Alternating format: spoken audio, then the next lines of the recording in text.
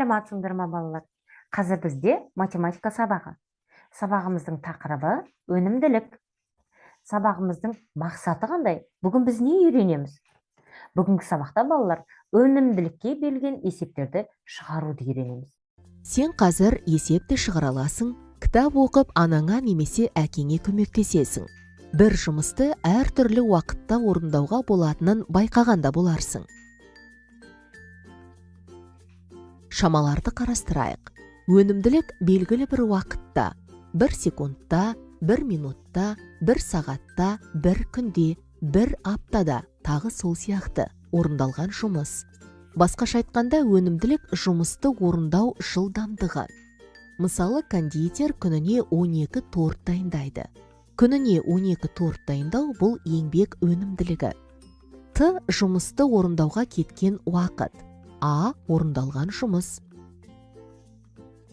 Мысалы, 50 бөлшек жасалды, 6 тәрелке жуылды, 20 бет оқылды, 5 есеп шешілді, есеп шығарамыз. Кондитер күніне 12 торт дайындайды. 5 күнде қанша торт дайындайды? Орындалған жұмысты табу үшін жұмыс өнімділігін уақытқа көбейту керек. А тең В көбейту Т жұмыстың формуласы. Кондитердің жұмыс өнімділігі 12-ні, жұмысты орындау уақыты 5-ке көбейтеміз. 60 болады. Кондитер 5 күнде 60 торт дайындайды. Кері есеп шығарамыз. Бірінші есеп. Кондитер 5 күнде 60 торт дайындайды. Ол бір күнде неше торт дайындайды? Өнімділікті табу үшін орындалған жұмысты орындауға кеткен уақытқа бөлу керек. 60 бөлу 5 тең 12. Кондитер бір күнде 12 торт дайындайды. Екінші есеп. Кондитер бір күнде 12 торт дайындайды. 60 тортты неше күнде дайындайды? Барлық жұмысты орындауға кеткен уақытты табу үшін орындалған жұмысты жұмыс өнімділігіне бөлу керек. 60 бөлу 12 тең 5. 60 тортты 5 күнде дайындайды. Алдымен балалар, мынандай практикалық жұмыс тапсырғым келіп тұр. Барлығымыз 3 топқа бөлінейік. Қолымызға қағаз алайық. Кез келген қағаз. Ал енді 2 минут уақыт беріледі сіздерге. Бірінші топ қағаздан ұшақ жасаймыз, екінші топ қағаздан кеме жасаймыз, үшінші топ қағаздан гүл жасаймыз. Қане, әр топ осы минут ішінде қанша ұшақ, қанша кеме, қанша гүл жасап шығарады екен? Олай болса, іске сәт.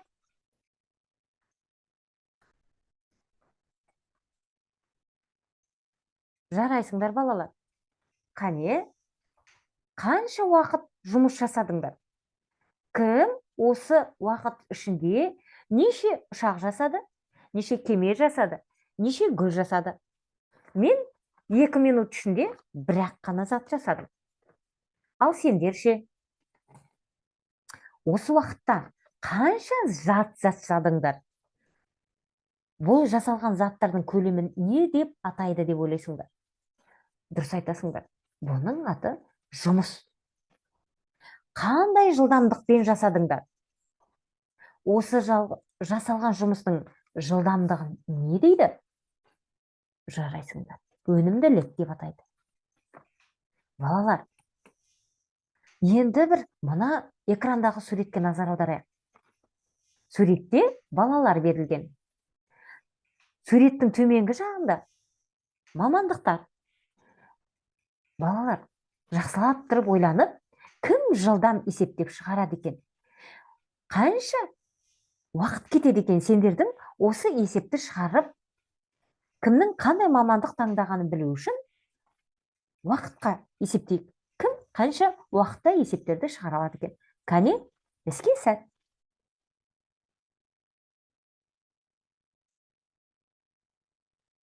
Жарайсыңдар балалар. Менің орнымша сіздер барлықтарыңызда жылдам есептеген сияқтысыңдар. Ал енді қане, Әлия кім болады екен? Қандай мамандық таңдады екен? Жарайсыңдар. Әлия дәрігер болам деп екен. Айдана ше? Айдана мұғалім болам деп екен. Өте жақсы. Бауыржан Бауыржан суретші болам деген екен. Арман ше?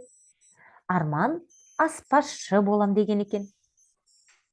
Ал Болат полиция қызметкері болады екен. Өте жақсы балалар. Қандай тамаша жұмыс жасадыңдар деген ойдамын. Балалар, ал енді мына бір ережені еске сақтап қалыңдар. Белгілі бір уақыт ішінде жасалған бөлшек саны жұмыс деп аталады. Жұмыс жылдамдығын өнімділік дейміз. Өнімділік уақыт бірлігі ішінде орындалған жұмыс. Есіңе сақтап қал. Әрбір заттың формуласы бар. Яғни өнімділікті V әрпімен белгілейміз. Уақытты T әрпімен белгілейміз. Ал жұмысты A әрпімен белгілейміз. Балалар, жақсылап тұрып назар аударып қараңыздаршы. V әрпіменен тағы да не белгіленеді? Есімізге түсірейік. Қай тақырыптан өткен едік? Жарайсыңдар.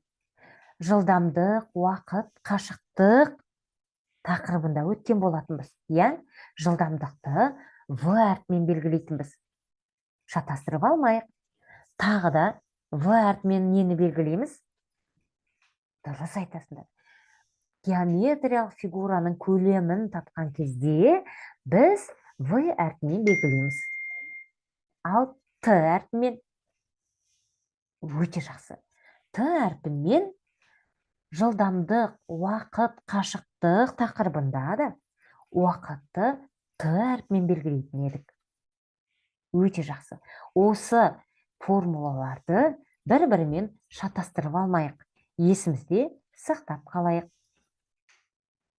Ал балалар, өнімділікті табу үшін жұмысты уақытқа бөлеміз.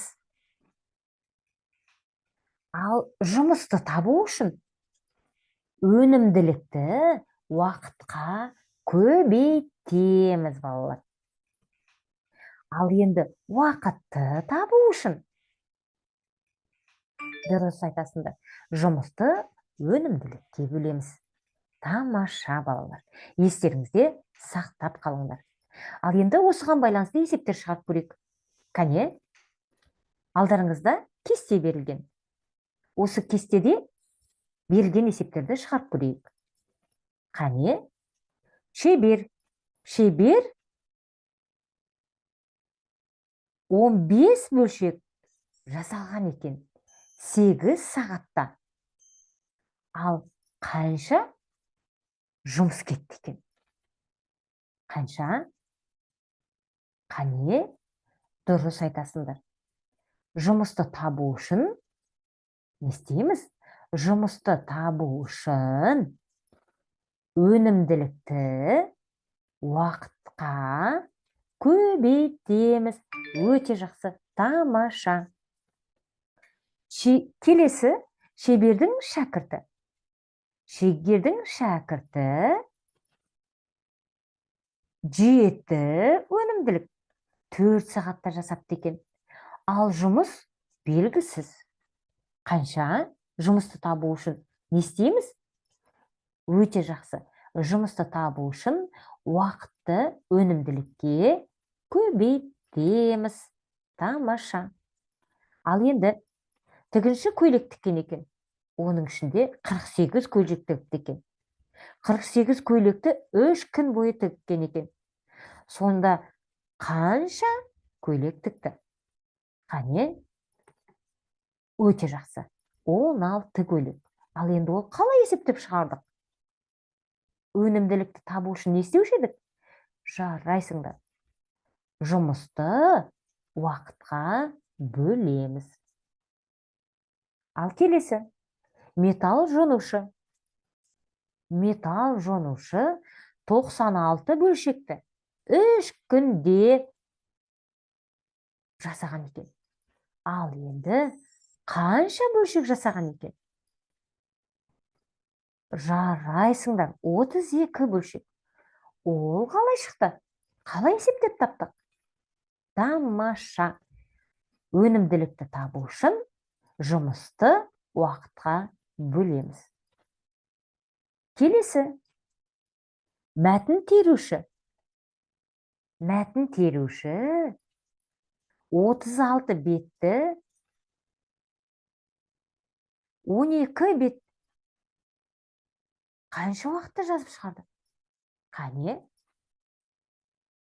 Өте жақсы. 18 минутта теріп үлгерген екен. Оны қайдан білдіңіздер? Себебі уақытты табу үшін жұмысты өнімділікке бөлген екенбіз. Тамаша. Өте жақсы балалар. Түсінікті болды ма? Жарайсыңдар. Балалар, келесі мынандай тапсырма. Зауытта 14 күн ішінде әр күні бірдей мөлшерде жасай отырып 560 кір жуғыш машина дайындайды. Зауыттың өнімділігі қандай? Егер оның өнімділігі 2 есе артық болса, дәл осындай мөлшердегі кір жуғыш машинаны неше күнде жасайды? Қане енді барлығымыз бірге отырып есептейік. Алдымен есептің шартын жазайық. А, яғни жұмыс. 560 кір жуғыш машина. Қанша уақытта жасады? 14 күнде. Т14. Ал енді В1, яғни ол не нәрсе? Өнімділік белгісіз. Бірінші өнімділік белгісіз. Екінші өнімділік одан 2 есе кем. Ал уақыты белгісіз. Шешуін табу үшін не істейміз? Әрине, 560-ты 14-ке бөлеміз де қанша кір жуғыш машина шыққанын тауып аламыз. Сонда 560-ты 14-ке бөлген кезде қанша болды? Әрине, 40, яғни 40 кір жуғыш машина шықты. Келесі 40-ты 2-ге бөлеміз де екінші кір жуғыш машинаны тауып аламыз. Сонан соң 560-ты 20-ға бөлеміз де қанша күнде жасалғанын тауып аламыз. Яғни қанша күнде жасалды? 28 күнде. Яғни жауабы неше күнде жасалған екен? Өте жақсы. 28 күнде жасаған екен. Есеп түсінікті болды ма? Жарайсыңдар балалар. Менің ойымша сендерге есеп өте жақсы, түсінікті болған сияқты. Балалар, ал енді мынандай білеміз турнир ойнап көрейік. Сонымен жұмысты табу үшін не істейтін болдық? Жұмысты табу үшін не істейтін болдық? Өнімділікті уақытқа көбейтеміз. Өте жақсы. Өнімділікті табу үшін не істейміз? Өнімділікті табу үшін жұмысты уақытқа бөлеміз. Жарайсыңдар балалар. Ал уақытты табу үшін не істейміз? Уақытты табу үшін жұмысты өнімділікке бөлеміз. Жарайсыңдар балалар. Менің ойымша есеп сендерге барлықтарыңа түсінікті болған сияқты. Ал олай болса, үйге тапсырма жазып алыңдар. Оқулықтың 80-ші бетіндегі номер 9-шы есепті орындаймыз. Жақсы. Сабақ түсінікті болса, келесі сабақта кездескенше сау, сәлематта болыңдар.